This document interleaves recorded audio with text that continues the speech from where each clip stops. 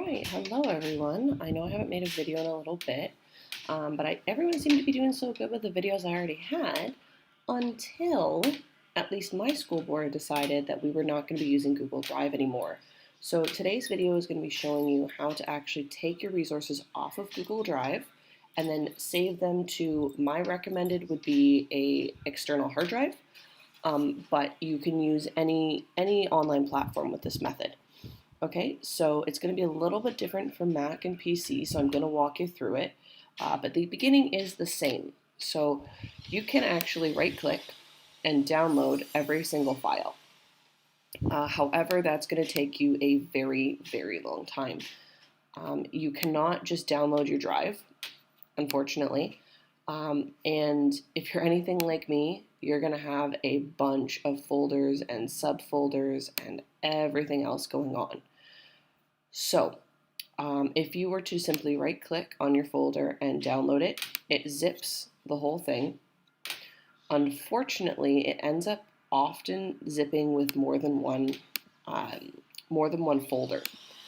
So, for example, if I click my classroom resources and I decide to,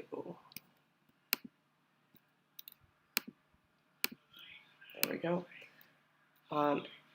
Classroom resources is probably my biggest one. So if I decide to download that, often it's in 2 GB increments, which means that if you have more than 2 GB worth of stuff, it will actually end up creating multiple zip files, which it's still thinking about, it's still processing and considering doing. But what ends up happening is when you open it up, everything is mixed up. So I am going to show you what that looks like once it's zipped. But don't forget your actual main drive here to click and drag to select multiple files and then right click and download. Okay, so when it zips it, that basically means that it is compressing it in such a way that it makes it easier to download and re-upload. So that already finished there. So this is it just zipping from Google Drive, and then you've got to actually get it here. So go to my downloads. So this is a zip folder. Now, if you're on a PC, you are likely going to have to download a program that will actually unzip this for you. But fortunately, if like me, you are a Mac user, you can simply double click and this archive utility program will pop up and unzip it for you. So, for example, we went from this being 58.7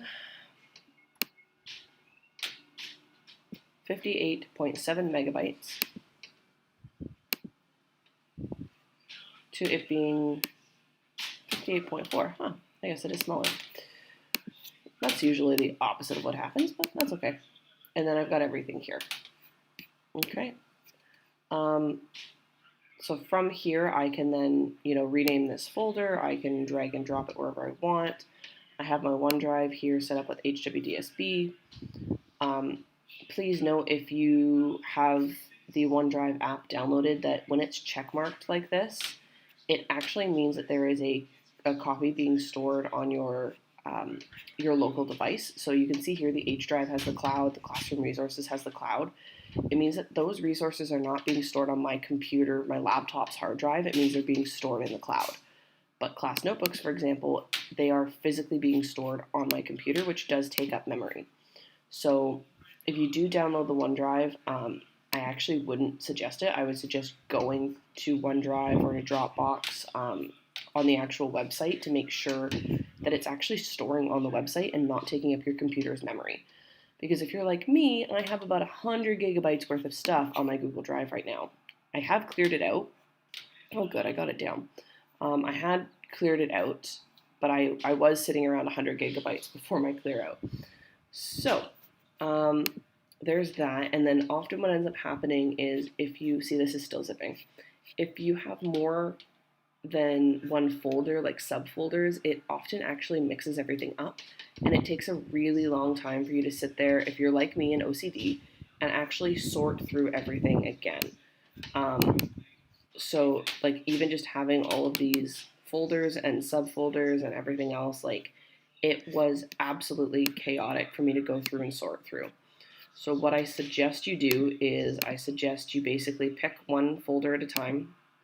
I would say for me, I would probably do it just um, based on my subject, because at least if I end up with like 5 folders called Art Grade 1, I can slowly combine them later, but I know there isn't much in that folder, so it's not too bad. So I would actually download each separate subject folder, and then I would go from there. And then once you're there, you can go to, OneDrive, or you can go wherever you want, and you can actually upload it. If you are wanting to move it to an external hard drive on a Mac, you will have your external hard drive, once it's plugged in, show up here, and you can simply go from your downloads and just drag and drop it wherever you want in any of your folders. Like, for example, if I wanted to move this to my Documents folder, now it's on my Documents folder. The only thing, like, now it's saved on my actual hard drive. But if I had my external hard drive plugged in, I could actually save it there. And then, honestly, the way things are going with everything moving around, that might be your better bet. Because then that way you always have a copy. Now, some people were saying what they were doing is they were kind of like right-clicking and they were sharing it to their personal account. Okay, so you can see here, there's me, I've shared it with one other person, and I can turn around and actually share it to my personal Gmail account. However, when you share it with someone, you don't actually transfer ownership. And that becomes a problem, because if the original file gets deleted, say my HWDSB account gets deleted, then I cannot access those files anymore. So it's wherever the original is stored that gets to keep it. And I found this out the hard way maybe last year when I was sharing things from my personal drive to my HWDSB drive to clear out my personal drive. And then as soon as I deleted it from my personal drive, it was gone from here as well, because you can't share what isn't there. So really, this is the best and kind of only way to do it. Like I said, I wouldn't just click a big folder like Classroom Resources and download it. I would select each one separately.